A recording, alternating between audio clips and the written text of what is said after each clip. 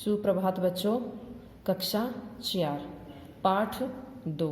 पाठ का नाम क्या है? चिकित्सक, सारस और बतख। चिकित्सक का अर्थ क्या होता है? उपचार करने वाला। तो बहुत पुरानी बात है, एक चिकित्सक था। वह शल्य चिकित्सा में अत्यंत कुशल था। एक बार वह पक्षियों के बाजार से गुजर रहा था। शल्य चिकित्सा का अर्थ क्या होता है?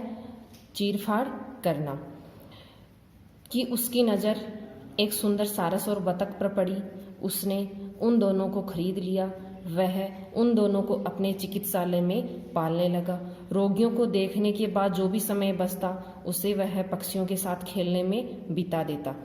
एक दिन चिकित्सक की दृष्टि का अर्थ होता है नज़र, सारस और बतख की टांगों पर पड़ी तो उसे कुछ अजीब सा लगा। उसने ध्यान दिया कि सारस की टांगें तो आवश्यकता से अधिक लंबी हैं, लेकिन बतख की बहुत छोटी। इस कारण दोनों का कद का अर्थ होता है ऊंचाई। इस कारण दोनों का कद भी असामान्य है। क्यों न दोनों की ऊंचाई एक जैसी कर दी जाए? चिकित्सक हमेशा सोचता, लेकिन कैसे ये समझ नहीं पाता। एक दिन चिकित्सक को एक उपाय सूझा। उसने सारस की लंबी टांगों को काटकर आधा कर दिया और काटकर अलग किए गए हिस्सों को बतख की टांगों के जोड़ दिया। तो कुशल शल्य चिकित्सक होने के कारण उसे इस कार्य में जरा भी परेशानी नहीं हुई। अब सारस और बतख की ऊंचाई एक जैसी हो गई। चिकित्सक उन्हें देखता और खुश होता, यानी प्रसन्न होता, लेकिन दोनों पक्षी उदास रहने लगे, यानी दुखी रहने लगे। पहले जहाँ वे खूब हष्ट पुष्ट थे, हष्ट पुष्ट का अर्थ होता है मोटे ताजे थे, वही अब वे काफी दुबले पतले हो गए। चिकित्सक ने इस परिवर्तन पर गौर किया तो उसका माथा ठनका।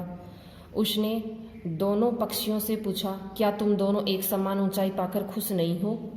तो सारस ने क्या कहा कि कैसे खुश रह सकते हैं, कहिए, आपने तो हमें घोर विपत्ति में डाल दिया।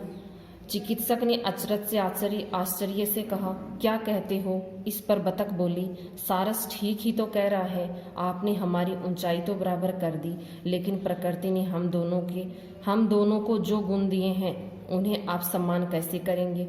मैं तैरने वाली चिड़िया हूँ। लंबी टांगों के कारण अब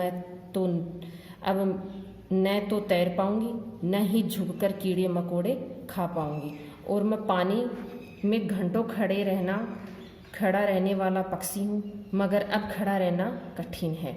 शिकार नहीं कर पाने की वजह से शीघ्र ही मर जाऊंगा। सारस ने ये बात कही। तो सारस ने कहा, दोनों पक्षियों की बातें सुनकर चिकित्सक को अपनी गलती का एहसास हुआ। वह समझ गया कि प्रकृति के नियमों के विरुद्ध कार्य करने से हानि के अलावा कुछ नहीं हो सकता। वह झेंपते हुए बोला, सचमुच मुझसे बहुत बड़ी भूल हो गई। मुझे समझाना चाहिए कि एक का अंग दूसरे को लगा भर देने से दोनों प्राणी एक समान नहीं हो सकते। आखिर प्रकृति के अपने नियम भी तो हैं। शल्य चिकित्सा से दो असमान प्राणियों के आकार प्रकार भले ही एक जैसे कर दिए जाएं, लेकिन उनके स्वभाव, प्रवृत्ति आदि गुण कैसे बदले जा सकते हैं? ये तो प्रकृति से खिलवाड़ हुआ है।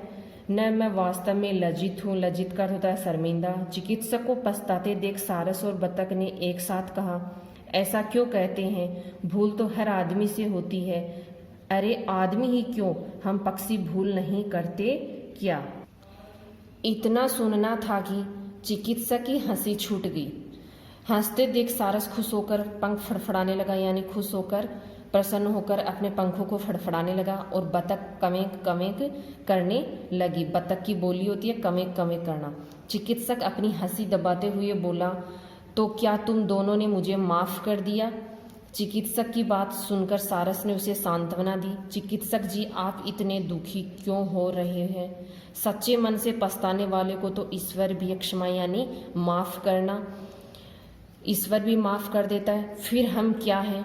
एकदम ठीक। बतख बीच में ही बोल पड़ी, देखिए, आप तो पढ़े लिखे हैं, फिर भी अरे आपने तो हमारे प्राण बचाए हैं। आप हमें नहीं खरीदते तो कोई मारकर खा जाता। यहाँ हम सुरक्षित हैं। बतख की नई सोच से चिकित्सक को अचरज के साथ खुशी भी हुई। उसने कहा, जी चाहता है तुम दोनों को गले लगा लो। इस पर दोनों पक्षी खुशी से एक बार फिर अपने पंखों को फड़फड़ाने लगे।